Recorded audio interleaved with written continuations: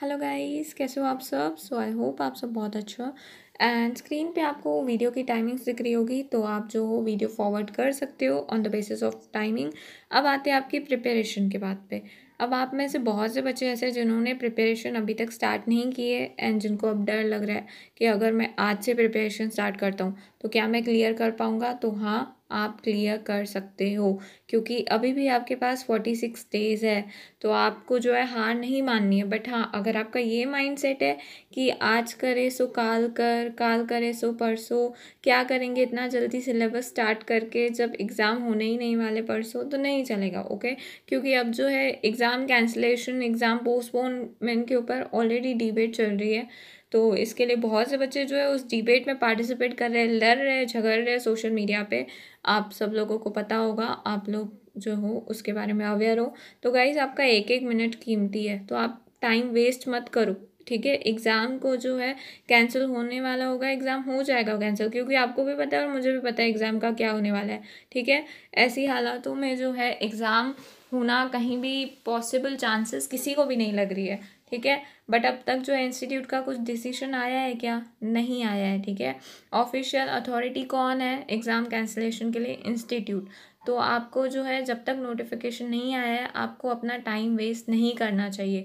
क्यों नहीं वेस्ट करना चाहिए? क्योंकि एक ना एक दिन एग्ज़ाम आपको देना ही है। ओके, एक ना एक दिन जो है आपको एग्ज़ाम देना है। अभी एग्ज़ाम कैंसिल हो गए सपोज़ नवंबर में, तो आपको एग्ज़ाम देना ही है। ठीक है, तो एक ना एक दिन तो एग्ज़ाम देना ही है ना हमें। तो आप जो हो एक एक मिनट अपना वेस्ट मत करो, आप जो हो प्रिपेयर करना स्टार्ट कर दो। ठीक है, एंड उसके बाद नेक्स्ट है, बात आती है आप में से बहुत से बच्चे ऐसे कि उनको ना, अब CA CET में आप सब लोग न्यू आए हो, CS कोर्स के लिए आप सब लोग बहुत ज़्यादा न्यू हो CS के फील्ड में। तो आप लोगों को बहुत ज़्यादा जिज्ञासा है कि हमें पूछने के लिए कि स्कोप क्या है, पैकेज क्या होता है, सैलरी एंड क्या टफ़ होता है, CS executive and CS professional easy होता है। तो आपको जो एक्सपेक्टेड आंसर्स है ना, जितना आपको जो है फीडबैक मिलना चाहिए CS फील्ड में जो लोग हैं, वो आपको नहीं मिल रहा है। क्योंकि मैंने खुद देखा है ग्रुप्स में, अगर कोई बोलता है कि हमें CS करना चाहिए, आप बताएंगे प्लीज़, तो सामने से रिप्लाई आता है CA कर ले। ओके, सो गाइज, आपको जो है, बहुत से बच्चे ऐसे भी है जो मुझे मैसेज करके बोलते हैं कि मैम हमारे रिश्तेदार, हमारे कलीग्स हमें बोलते हैं कि तेरा तो अटेम्प्ट लग जाएगा, तू जो है ना बीच में लटक जाएगी, तू बीच में लटक जाएगा CS में। ठीक है, इतना जल्दी क्लियर नहीं होता है सबका, सब फंसे हुए हैं एंड सैलरी भी कम होती है, 20 to 25 के होती है। तो गाइज, इन सब बातों पे यकीन मत करो। ओके, क्योंकि कोई भी ये डिसाइड नहीं कर सकता आप CS बनोगे कि नहीं। ओके, किसी को भी इतनी अथॉरिटी पावर मत दो कि वो आपको कहे कि तुझे अटेम्प्ट लग जाएगी। डिसाइड करने वाले आप हो कि आप CS बनोगे कि नहीं, आप सक्सेसफुल बनोगे कि नहीं। ओके, किसी और को उतनी अथॉरिटी मत दो, क्योंकि ये सब जो है ना रास्ते के कांटे हैं जो आपको अभी से ही जो है चुभने लगे हैं। ठीक है, तो इन रास्ते के कांटों को आपको हटाना है। ठीक है, उसके बाद नेक्स्ट है गाइज, अब प्रिपरेशन स्टार्ट करने के लिए आपको कौन सा सब्जेक्ट से स्टार्ट करना चाहिए। कोई, मैं हमेशा कहती हूँ बिजनेस कम्युनिकेशन बहुत इजी है, लेकिन बिजनेस कम्युनिकेशन में भी कौन से चैप्टर इजी है? चैप्टर 4 5 ये इजी है, 6 7 भी इजी है। चैप्टर 1 2 अगर आप करोगे तो बोर हो जाओगे। पूरा इंग्लिश ग्रामर है एंड कॉम्प्रिहेंशन है, देन आइडियम्स है, सिनोनिम्स है, तो वो करके बोर हो जाओगे। तो इसके लिए चैप्टर 4 से स्टार्ट करो। एंड अगर बिजनेस कम्युनिकेशन आपको नहीं करना है बिजनेस कम्युनिकेशन से स्टार्ट, तो दूसरा सब्जेक्ट कौन सा ईजी आता है? तो दूसरा सब्जेक्ट आपका ईजी आता है बिजनेस इन्वायरमेंट, जो कि business economics and business environment है। तो आपको जो है बिजनेस इन्वायरमेंट से स्टार्ट करना चाहिए। एंड बिजनेस इन्वायरमेंट में भी चैप्टर 2 से स्टार्ट करना चाहिए, जिसमें जो है आपको internal environment, external environment, micro macro environment, इस सब के बारे में कहा गया है, इन्फॉर्मेशन है। ठीक है, इस सब के बारे में कंटेंट है।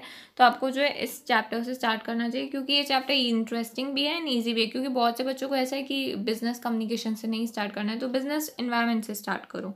ओके, एंड अगर बिजनेस इन्वायरमेंट से भी स्टार्ट नहीं करना है, तो जो सब्जेक्ट आपको पसंद आए, जिस सब्जेक्ट से आपको प्यार हो, अब उस सब्जेक्ट से स्टार्ट करो। ओके, ऐसे नहीं कि मैं कह रही हूँ तो उसी सब्जेक्ट से स्टार्ट करोगे, नहीं, जो सब्जेक्ट आपको अच्छा लगे आप उस सब्जेक्ट से स्टार्ट करो। ओके, लेकिन स्टार्ट करो ज़रूर। उसके बाद नेक्स्ट है गाइज, देखो CA CET क्लियर करना बहुत ईजी है। ठीक है, तो आपको एक प्लानिंग करके रखनी होगी। ठीक है, एंड अब आपको प्लानिंग कैसे करनी है, देखो, बहुत से बच्चे मुझसे ये पूछते हैं मैम अगर मेरी 80 मार्क्स आई 200 में से, तो मैं CA CET क्लियर हो जाऊंगा? नहीं, नहीं क्लियर हो जाओगे, क्योंकि जो है मैंने पहले भी कहा था आपको 50% चाहिए, 100 मार्क्स चाहिए। ओके, एंड मैं कहूँगी आप ना अपना एम हमेशा हाई रखो। 80 या 100 मार्क्स का क्यों सोचते हो, उससे ज़्यादा सोचो।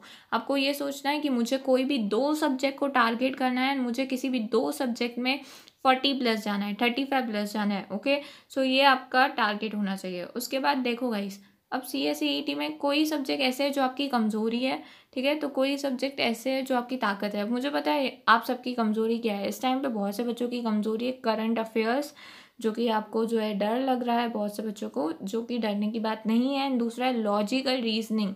लॉजिकल रीजनिंग से जो है बच्चों को बहुत ज़्यादा डर लग रहा है। तो गाइस मैं आपको कहूँगी, आप जो है लॉजिकल रीजनिंग अगर आपकी वीकनेस है तो लीगल एप्टीट्यूड को अपनी स्ट्रेंथ बनाओ।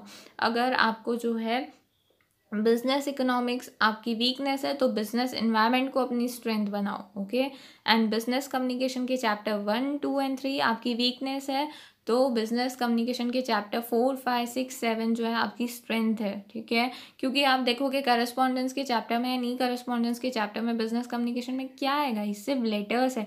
एंड वो एग्जाम में आपसे लेटर्स नहीं पूछेंगे, वो एग्जाम में आपसे सिर्फ पूछेंगे कि सपोज कोई लेटर का फॉर्मेट दे दिया एंड पूछेंगे ये लेटर क्या है, ये लेटर क्या है। ठीक है, एंड बिजनेस करस्पॉन्डेंस क्यों इंपॉर्टेंट होती है, फीचर्स क्या होते हैं, ऐसे पूछेंगे। वो थोड़ी बोलेंगे आपको कि लेटर लिखो, पॉसिबल नहीं है ना गाइस। तो आपको इसके लिए बिजनेस कम्युनिकेशन भी बहुत ईजी सब्जेक्ट है, इसके लिए मैंने कहा स्टार्ट करना है तो बिजनेस कम्युनिकेशन से करो।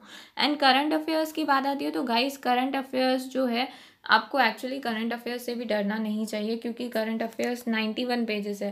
ठीक है, 91 पेजेस हैं। अगर आपने स्टडी मटेरियल भी कवर कर लिया अपना करंट अफेयर्स के लिए तो भी क्लियर हो जाओगे एग्जाम। अगर बाहर का कुछ भी आपने स्टडी नहीं किया, एक करंट अफेयर्स का स्टडी मटेरियल एंड दूसरा ई बुलेटिन कवर कर लिया, पास हो जाओगे करंट अफेयर्स में, मैं कह रही हूँ ये। एंड दूसरा है गाइस, बहुत से बच्चे कहते हैं कि मैम हम ना अगर कंटिन्यूसली सब्जेक्ट्स स्टडी करने बैठते हैं ना, लाइक एक दिन पे 3-3 सब्जेक्ट कर रहे हैं तो हमें कन्फ्यूजन हो रही है एंड हम जो है उतने प्रोडक्टिव नहीं हो पा रहे हैं कि एक भी चैप्टर इसकी वजह से ढंग से नहीं होता है। तो इसके लिए गाइस मैंने पहले भी कहा था, पहले आप वीडियोस मेरे देखते होंगे तो आपको पता होगा, मैं कहती हूँ कि कोई भी सब्जेक्ट को 6 to 7 डेज लगातार आप 7 डेज एक ही सब्जेक्ट करो, 10 डेज एक ही सब्जेक्ट करो। इससे क्या है, कन्फ्यूजन नहीं होगी।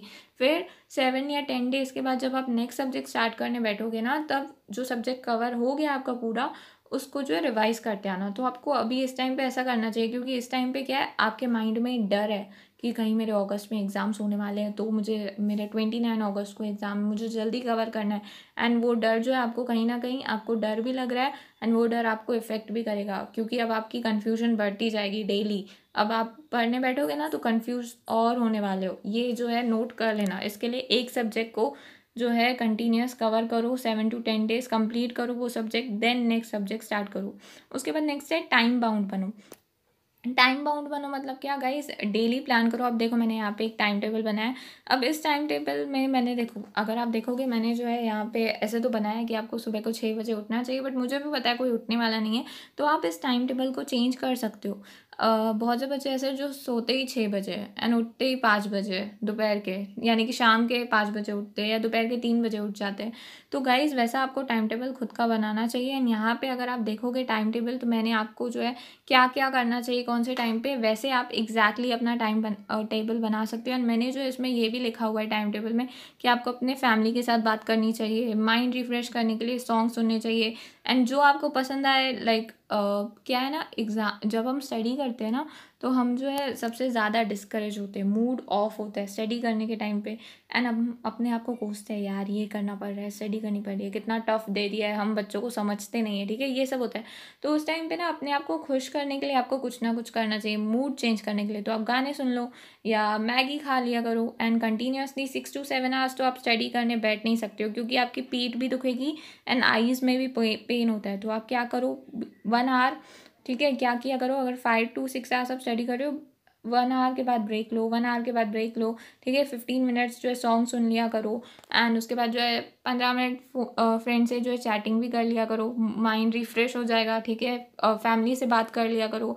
उसके बाद जो है या मैगी बना के खा लिया करो, इससे भी जो है ना आपका मूड रिफ्रेश रहेगा एंड स्टडी करने में इंटरेस्ट आपको आएगा। ओके, एंड यहाँ पे देखो टाइम टेबल आपको ये फॉलो करना चाहिए। सिर्फ यहाँ पे मैंने मॉक टेस्ट इसके लिए मेंशन किया क्योंकि आप जो देखो 60 मिनट्स की मॉक टेस्ट है, अब आपका पूरा सिलेबस कंप्लीट तो नहीं है, तो 5 या 10 MCQs आप ICSI की वेबसाइट पे आप जो है मॉक टेस्ट दे दिया करो। ठीक है, किसी भी सब्जेक्ट का। इससे जो है आपको क्या होगा, आपको पता तो चलेगा कि कैसे क्वेश्चंस एग्ज़ाम में पूछते हैं। ओके, एंड उसके बाद नेक्स्ट है गाइस, ट्राई करो डेली प्रोडक्टिव 5 आवर्स, ठीक है, निकालो स्टडी के लिए, एटलीस्ट 5 आवर्स तो निकालो प्लीज़ इस टाइम पे।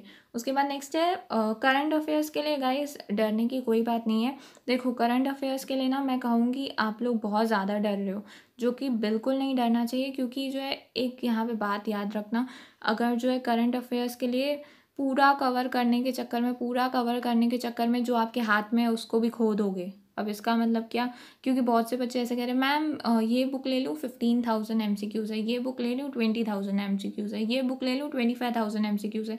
तो गाइस इतना सब कवर करने की ज़रूरत क्या है? आप पहले अपना स्टडी मटेरियल तो कवर करो, ई बुलेटिन तो कवर करो, ये भी कवर कर लिया ना बहुत ज़्यादा है। एंड जो है आपको कंट्री के बारे में नॉलेज है, इकोनॉमी के बारे में, ठीक है, बहुत ज़्यादा हो गया गाइस, इतना ज़्यादा भी प्रेशर मत करो, जबकि करंट अफेयर्स है 20 मार्क्स का। ओके, एंड उसके बाद है लीगल एप्टीट्यूड। अब लीगल एप्टीट्यूड में गाइस देखो बहुत से टर्म्स है, डेफिनेशंस है, स्पेशली एग्जाम में डेफिनेशन एंड टर्म्स पूछ सकते हैं। जैसे कि व्हाट इज़ कॉन्ट्रैक्ट, ठीक है, देन एग्रीमेंट क्या होता है, बेलमेंट क्या होता है, प्लेज क्या होता है। अब आप कहोगे ये सब क्या है, जब बुक खोलोगे इंडियन कॉन्ट्रैक्ट एक्ट तो पता चलेगा, ठीक है। देन उसके बाद कॉन्स्टिट्यूशन में पूछ सकते हैं रिट्स क्या है, ठीक है। तो ये सब जो है आपको ना क्या करना चाहिए, लीगल एप्टीट्यूड एक्चुअली बहुत ईजी है, सिर्फ आपको कंसेप्चुअल क्लैरिटी होनी चाहिए लीगल एप्टीट्यूड में। एंड दूसरा जो है क्या करो, ये जो डेफिनेशन टर्म्स है ना इसके नोट्स बनाओ प्लीज़, इसके तो नोट्स बनाने चाहिए आपको। एंड उसके बाद नेक्स्ट है, एंड हाँ अगर आपको डेफिनेशन याद नहीं होती है ना किसी भी सब्जेक्ट की, तो एक कीवर्ड हाईलाइट किया कर लिया करो, ठीक है। हर एक डेफिनेशन में कोई ना कोई कीवर्ड होता है, उसको हाईलाइट करो, फिर उसके हिसाब से जो वर्ड हाईलाइट किया है डेफिनेशन याद रखो, आपको याद हो जाएगा। ये मैंने भी की है टेक्निक।